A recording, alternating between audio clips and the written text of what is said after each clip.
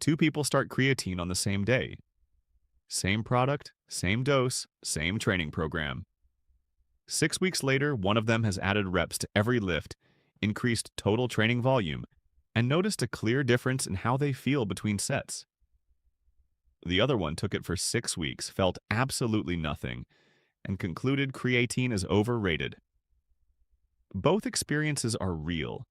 Neither person is wrong about what they felt, but neither of them understands why they had completely opposite results. And that's the part worth understanding. The concept that explains this is called responder status. It's simple in principle. The benefit you get from creatine supplementation is directly proportional to how much room your muscles have to increase their creatine content. If your muscles are already sitting at or near their maximum creatine storage capacity, supplementation adds almost nothing. There's nowhere meaningful for extra creatine to go. If your muscles are at 50 to 60% of their ceiling, supplementation drives them toward full saturation, producing large and measurable performance gains. You can't overfill a full tank.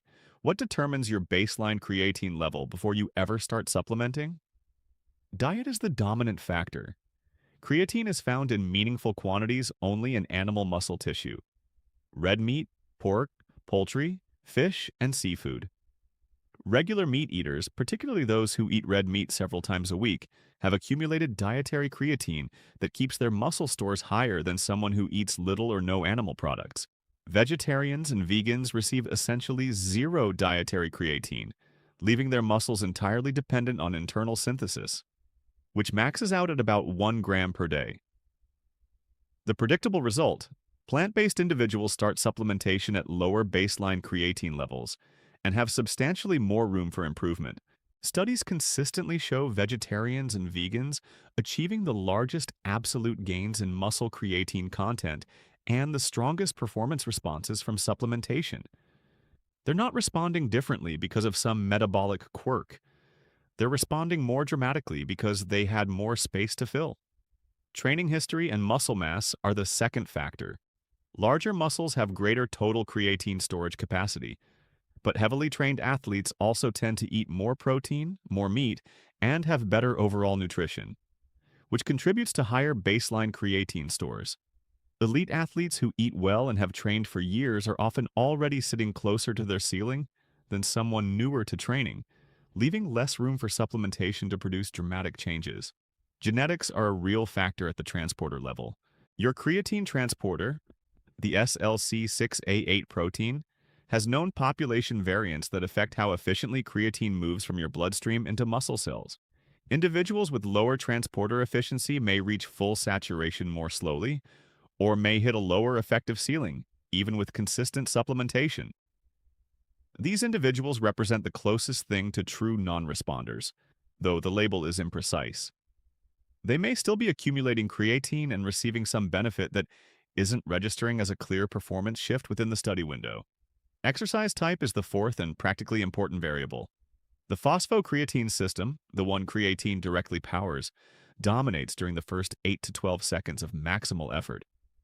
If your primary training is low to moderate intensity aerobic work, distance running, cycling at a steady pace, hiking, then the energy system creatine expands isn't the one being taxed most heavily in your sport. Your muscles might fully saturate with creatine, but if your sport doesn't deplete phosphocreatine rapidly, the extra supply doesn't translate into measurable output improvement. This is why endurance athletes often report less benefit from creatine than strength or power athletes, even when their muscle creatine actually rises as expected. How do you know where you'll fall? You find out by trying. But if you're vegetarian or vegan, eat little red meat, and primarily do high-intensity or strength-based training, the probability of a strong response is high. If you're an elite omnivore athlete who eats beef daily, trains aerobically, and has been doing so for a decade, the expected benefit is more modest. For most people, recreational lifters, team sport athletes, weekend competitors, the research strongly suggests a meaningful response is the most likely outcome. The practical approach: 3 to 5 grams per day for 4 to 6 weeks of consistent training. Track the same exercises before and after. Creatine doesn't produce a sensation. It produces performance. And performance is measured in the numbers, not in how you feel walking to the gym.